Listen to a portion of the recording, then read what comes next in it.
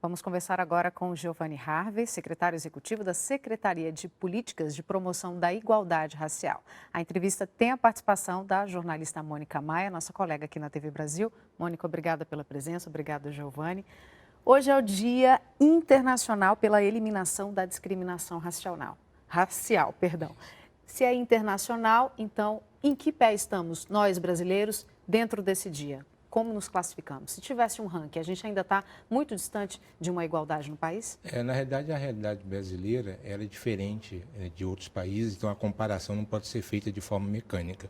Mas o Brasil avançou muito desde 2001, quando o Brasil participou da Conferência de Durban, na África do Sul, e aderiu ao Plano de Ação de Durban e vem implementando esse plano. Então, ao longo desses 10 anos, 12 anos, nós tivemos uma melhoria dos indicadores de vida da população negra, mas ainda temos desafios grandes pela frente. Tem desafios, né, Mônica? Você tem um dado aí que comprova isso, né?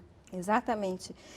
Hoje, na abertura da sessão no Senado Federal, o Renan Calheiros afirmou que a maioria, 40 milhões de pessoas, são analfabetos ainda no Brasil. E a maioria dessas pessoas são negras. Esse sistema de cota, que agora vai ser direcionado também para concursos públicos, ele visa realmente a diminuir essa desigualdade? Na verdade, você tocou em 3 questões distintas, né? O analfabetismo, que tem que ser enfrentado com uma característica de política pública, que são as políticas universais de acesso à educação básica. A política de cotas no acesso ao ensino superior, que é uma outra vocação, né? Que é eliminar aquela distorção que existia entre a primeira e a segunda etapa do vestibular.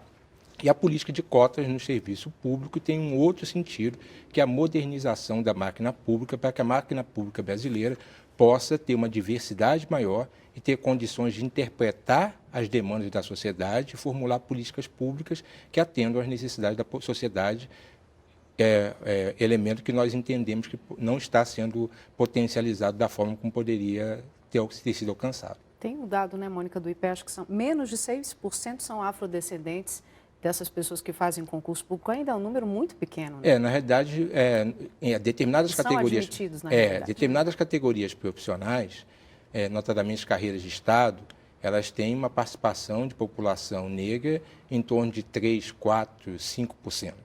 Né? Em funções na hierarquia mais básica do serviço público, a população negra representa 60%.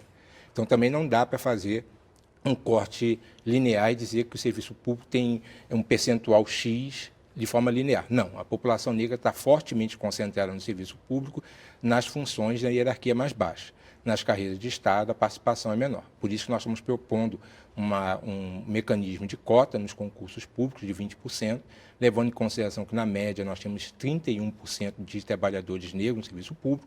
Nós esperamos que, com esses 20%, possa haver uma mudança de panorama, notadamente nas carreiras de Estado. Essas políticas de cota, elas são, na verdade, políticas de ações alternativas. Sim. Elas são temporárias? Elas têm esse caráter temporário? Sim, a política de ação afirmativa ela é sempre por um prazo determinado. No caso da cota no serviço público, a nossa proposta é que ela tenha uma vigência por 10 anos. A partir daí vai ser feita uma avaliação e vai se levar em consideração as mudanças que foram alcançadas e nós vamos avaliar se a política de cotas permanece por mais uma década ou se os resultados que nós esperamos alcançar foram alcançados nessa primeira década. Tem um elemento que influencia muito que nós façamos esse esforço no sentido de aprovar a política de cotas agora, é que o Brasil vai vivenciar até a década de 30 o chamado bônus demográfico. Então, nós vamos ter uma mudança do perfil etário da população brasileira e nós entendemos que esse momento ele favorece a incorporação de setores sociais que vão ter um papel importante no desenvolvimento do país para as próximas décadas. A gente está aqui falando sobre a eliminação do racismo no país e vimos cenas de racismo com aquela moça que foi arrastada no Rio de Janeiro, racismo contra atores, jogadores, todos negros. E a gente achava que eram cenas que não deveriam mais ocorrer, mas ocorrem. Uhum. Quer dizer, traduz para a gente essa manifestação do racismo no Brasil. Como é que ela ainda aparece, além desses exemplos que eu dei? Lamentavelmente, o Brasil se estruturou tendo o racismo como um elemento central, né? Na representação simbólica, estética, valores, enfim. Então, nós temos tido sempre a cautela de dizer, e parece às pessoas que os episódios de racismo estão aumentando, não. racismo sempre ocorreu. Esses episódios que você citou, eles ocorrem, fazem parte do cotidiano. O que acontece é que a tolerância da sociedade brasileira em relação ao racismo diminuiu. Então, hoje, esses exemplos todos que você citou, houve a participação de algum cidadão ou cidadã que não era enganjado em nenhum movimento denunciando aquilo. No caso da senhora Cláudia, um motorista filmou. No caso da manicure, que aconteceu aqui em Brasília, uma cliente filmou. No caso do ator, o ator negou que era alvo de racismo, o pai do ator negou que aquilo era racismo e várias pessoas se manifestaram que era racismo. Então, a tolerância da sociedade brasileira diminuiu. E isso é uma coisa importante porque as grandes transformações que nós vivenciamos na sociedade brasileira nos últimos anos aconteceram de forma semelhante. Nós fizemos uma transição de um regime militar para uma democracia a partir do momento que a sociedade brasileira foi à rua. Nós tivemos um processo de estabilização econômica a partir do momento que a sociedade brasileira se convenceu que aquele modelo era um modelo deformado. Então, eu tenho a expectativa de que essas manifestações dos cidadãos e das cidadãs sejam um prenúncio de que a sociedade brasileira está se preparando para migrar de um modelo estruturalmente racista para um modelo que respeita a diversidade. E que é importante denunciar, né, Mônica? Tem alguma coisa que vai acontecer aí? Com relação à saúde, uma representante da CEPIR, no ano passado, afirmou que as mulheres no sistema público de saúde, as mulheres negras, elas têm um atendimento, um tempo de consulta menor, pedem menos exames para elas e que também elas ganham, né, elas tomam uma dosagem menor de anestesia no momento do parto.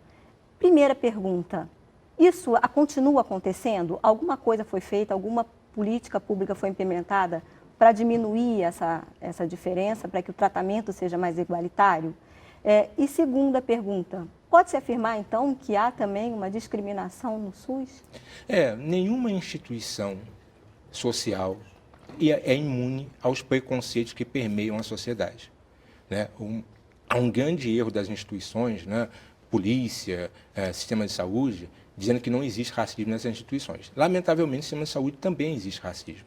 Então, 61% das mortes maternas são de pessoas negras. Então, obviamente, avançou, foi criada uma instância, mas nós temos ainda um desafio grande, nós temos a expectativa que nós possamos dar sequência com o ministro Chiora ao entendimento que a ministra Luísa começou com o ministro Alexandre Padilha.